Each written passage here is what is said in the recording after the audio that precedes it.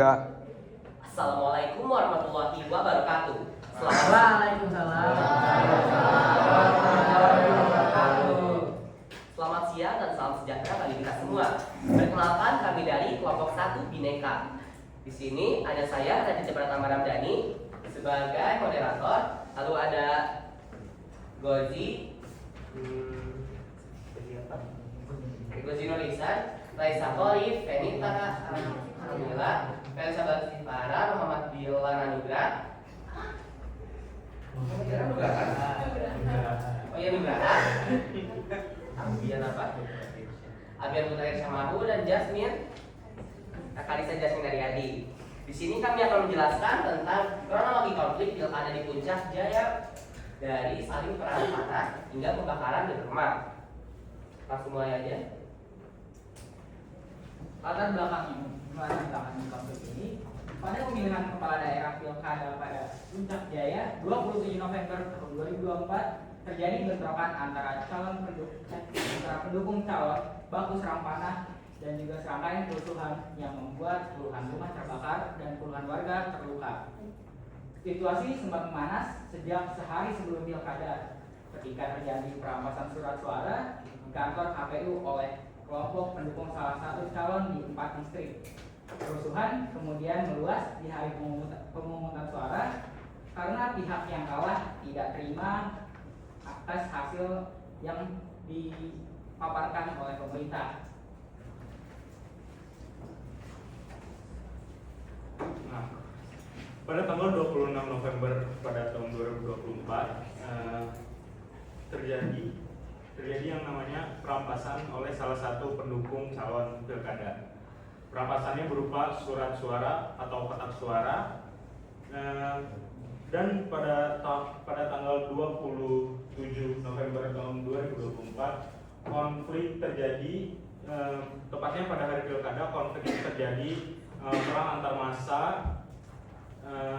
dan pada akhirnya para calon pilkada menandatangani persetujuan untuk mendamaikan konflik yang terjadi.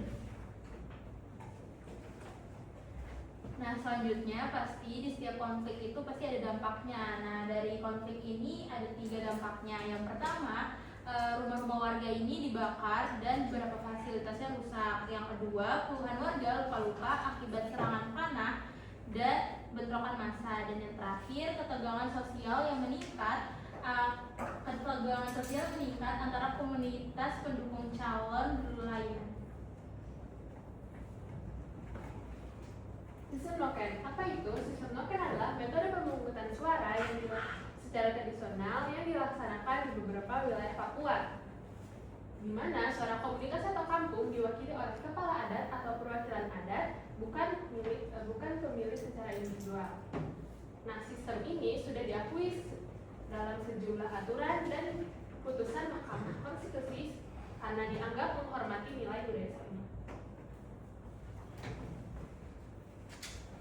Dalam sistem noken ini memang kelihatan sepertinya bagus karena memang dari awal rakyat sama kepala sukunya udah berdiskusi untuk pemilihan. Tapi ada sisi yang buruknya, sisi negatifnya itu mudah dimanipulasi karena mudah dimanipulasi dari kepala suku adat itu tersendiri atau dari dalam rakyatnya. Kalau dalam konflik ini hasil suaranya itu ada yang salah penafsiran oleh rakyatnya yang menyebabkan adanya kerusuhan. Apa dampaknya? Itu akan dijelaskan.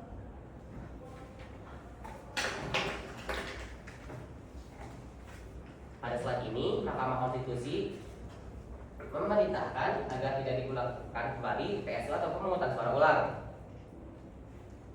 Kenapa? Karena di 4 distrik ini tindakan sabotase perampasan logistik tersebut membuat pemungutan suara tidak dapat dilaksanakan secara sah. Jadi ada beberapa halangan kayak dari logistik sama sabotase lainnya, sehingga keputusan ini mencerminkan bahwa pemungutan suara ulang tidak dilanjutkan oleh sekaligus di 4 distrik tersebut berdasarkan pertimbangan gangguan dan juga tiadanya proses pemungutan suara yang valid.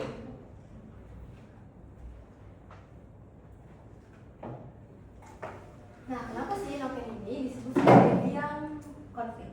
Sebenarnya tokoh masyarakat di daerah Papua itu sudah sering menyerukan agar sistem noken ini diganti dengan pemilu nasional. Karena yang pertama, noken ini rentan sekali terjadi konflik dan interpretasi yang berbeda-beda dari hasil suaranya. Yang kedua, kritik bahwa suara dari komunitas seringkali dikendalikan oleh pemimpin adat. Yang ketiga, noken ini sebenarnya tidak sejalan dengan prinsip demokrasi nasional, yaitu one person one vote. Nah, dari ketiga alasan tersebut, tokoh masyarakat berharap dengan pemilu nasional yang sistemnya baku dapat meminimalisirkan konflik yang terjadi di masa mendatang.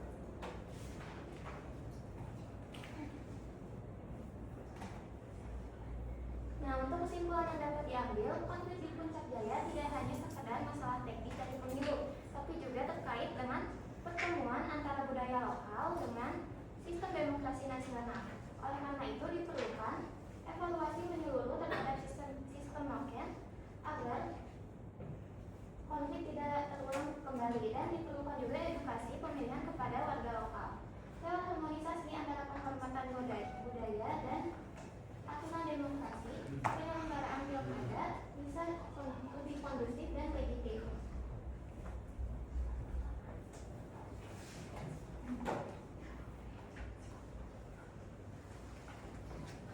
Konflik pilkada di Puncak Jaya menunjukkan pentingnya pengelolaan pemilu yang adil, aman, dan transparan. Evaluasi terhadap sistem pemungutan suara termasuk sistem noken, sehingga penguatan pengawasan dan dialog dengan masyarakat ada diperlukan agar konflik serupa tidak terulang di masa. Lalu selanjutnya akan kami jelaskan tentang hasil analisis dari pakaian adat.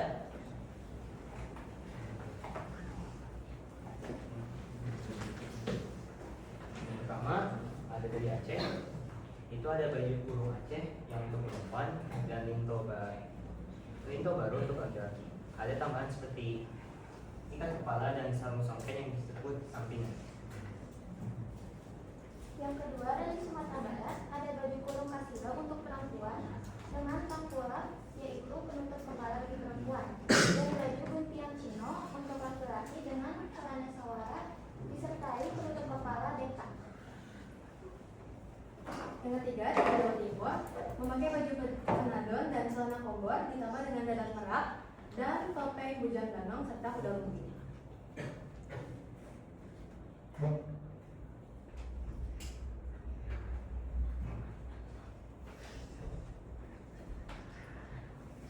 Yang empat, Kalimantan baju taat dari perempuan dan juga baju sape sakak untuk laki-laki, dan juga bulu burung enggam Rawang Mandau. Nah, selanjutnya yang kelima itu dari Bali. Dan dari Bali ini ada kain saput poleng untuk laki-laki, dan ada juga pajong itu payung agung Bali untuk hiasan. Kemudian yang keenam ada dari Papua, yaitu rok rumbai dari serat kayu atau daun sagu kering untuk perempuan dan laki-laki. Kemudian mahkota Papua yaitu hiasan kepala yang terbuat dari bulu burung kasuari atau cengkemas.